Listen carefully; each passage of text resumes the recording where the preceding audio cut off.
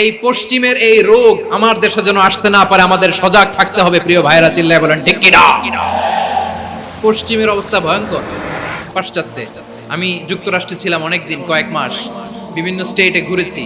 গার্ডিয়ানরা উদ্বিগ্ন, ছেলে মেয়েদেরকে, ছোট্ট ছেলে মেয়ে, ওদেরকে জিজ্ঞেস করে, তুমি how do you feel right now inside yourself, তুমি ভিতরে ভিতরে কেমন ফিল করো, তোমার কি ছেলে ছেলে লাগে না মেয়ে মেয়ে লাগে? আচ্ছা বলেন, এই ছোট্ট বাচ্চাটাও কি এগুলো জেন্ডার অ্যাসাইনমেন্ট বলতে এগুলো কিছু বুঝে? এইভাবে মিসগাইড করা হচ্ছে। কৌতূহল বশত ছোট্ট ছেলে যদি বলে আমার তো মেয়ে মেয়ে লাগে, তখন বলে যে না তুমি মেয়ে, ছেলে না। মা বাবা বাধা দিলে ওকে আলাদা গভর্নমেন্ট হাউসে নিয়ে যাবে। ভয়ঙ্করতম অবস্থা। আমরা একটা সময় শুনতাম যে হুজুর আমার ছেলেটা খুব ভালো, হাফেজে কোরআন, আল্লাহওয়ালা। হুজুর আমার ছেলে দাড়ি রাখছে, আল্লাহওয়ালা। হুজুর আমার ছেলে 5 ওয়াক্ত সালাত জামাতের সাথে পড়ে, তার মানে আল্লাহওয়ালা। পশ্চিমে যে আমি কি শুনছি জানেন? ওরা বলে হুজুর আমার ছেলেটা ইউনিভার্সিটির একটা মেয়ের সাথে প্রেম করে, ও খুব আল্লাহওয়ালা, হুজুর দোয়া করবেন।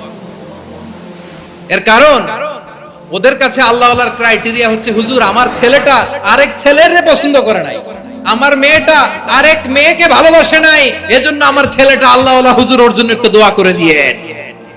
কি চ্যালেঞ্জ ওরা ফেস করতেছে। ওনার ছেলে যে আরেক ছেলেরে বিয়ে করবে না, এটাতেই উনি খুশি যে আলহামদুলিল্লাহ আমার ছেলেটা একটা মেয়েরে ভালোবাসে, আমার মেয়েটা একটা ছেলেরে ভালোবাসে, মানে এটা খুব আল্লাহওয়ালা। নাউজুবিল্লাহ পড়তে পারলেন না? এজন্য অশ্লীলতার সাথে আমাদের কোনো সম্পর্ক। রাব্বুল আলামিন বলেন ওয়ায়ানহা আনিল ফাহশাই ওয়াল মুনকারি ওয়াল বাগি, তিনটা জিনিসকে আমি নিষিদ্ধ করলাম। এক নাম্বার হলো ফাহশা, অশ্লীলতা। দুই নম্বরে হলো মুনকার, সমস্ত মন্দ কাজ।